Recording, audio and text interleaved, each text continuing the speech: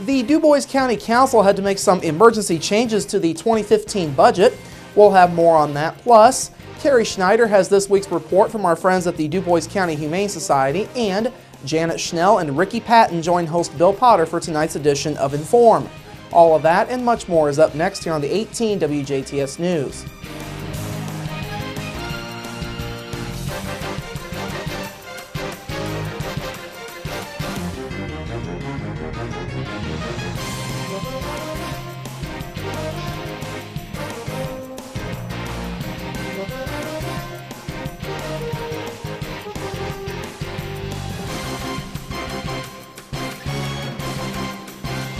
Hello, I'm Bradford Raths. Well, Black Friday's coming up later this week. However, Du Bois County officials are referring to yesterday as Black Monday in the wake of some recent financial news.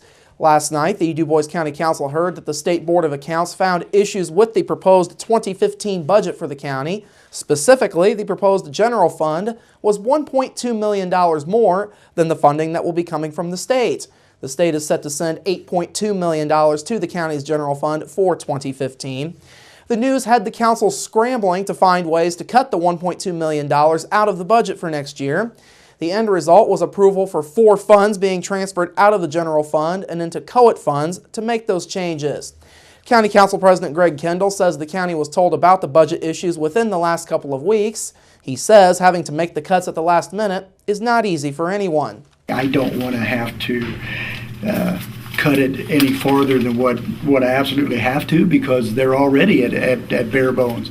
And there are times, I'm not going to lie to you or anybody else, when I have to come in here and I have to cut somebody's budget that they've depended on for so long to do their job well for the county. You don't sleep good at night sometimes. Kendall says things such as property tax caps, the elimination of the inventory and inheritance taxes, and changes in state excise taxes are at the root of the funding shortages. He says the county was fortunate to be able to make the needed changes. We've caught heck for being tight with our monies, but I think at this point, when you run into a shortfall like this, it's a great payback for us to have that money there. That we can rely on it in times like this, in pinches like this, when we have a shortfall. Now, state lawmakers are still looking into the possibility of cutting the business personal property tax. That idea came up during last year's legislative session, but did not completely make it into law. Also last night, the council voted to cancel funding for a previously planned salary study for county employees following a heated debate. The possibility of county department heads coming up with job descriptions for the employees on their own was mentioned during last night's debate by Du Bois County Clerk Bridget Jarboe. That possibility led to the discussion of canceling the study. Now, as you'll recall, last month, the council voted 4-3 to set aside $50,000 to fund that study, which would have been done by Wagner, Irwin, Scheel, and Associates. Jasper police are once again dealing with reports of automated calls from scammers claiming to represent German American Bank. The department is warning residents after the calls were reportedly telling folks that their GAB accounts had been frozen. The calls were then asking victims to enter their account number. Authorities are asking the public to hang the phone up and do not give out your account number or any other personal information. The calls do not represent German American.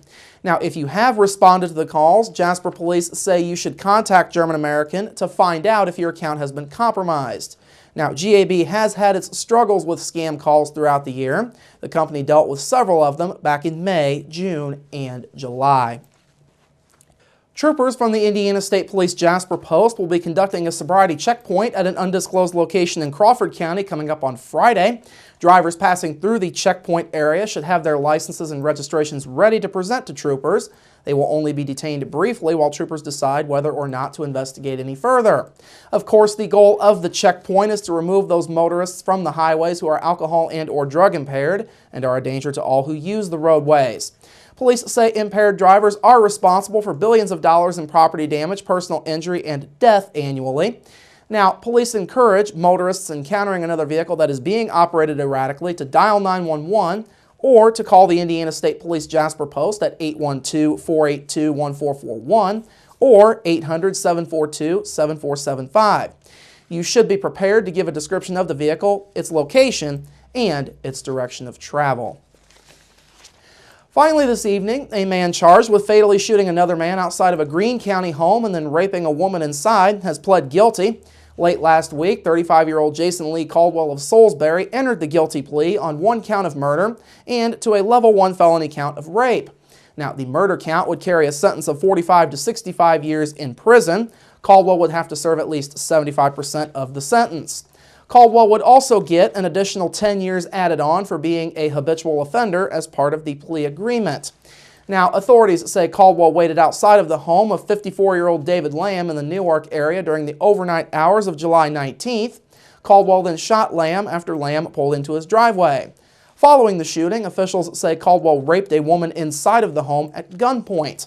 State police later found the woman naked and bound with rope and duct tape. Caldwell was arrested at an Indianapolis motel just after 4 a.m. on July 21st. He was then incarcerated in the Greene County Jail, where he's been ever since. His sentencing is scheduled for December 16th. All right, coming up after the break, Carrie is next with our friends at the Dubois County Humane Society, plus your local forecast, sports with Kurt Gooksell, and Inform with Janet Schnell and Ricky Patton. That's all up next here on the 18 WJTS News. Local people watching local people.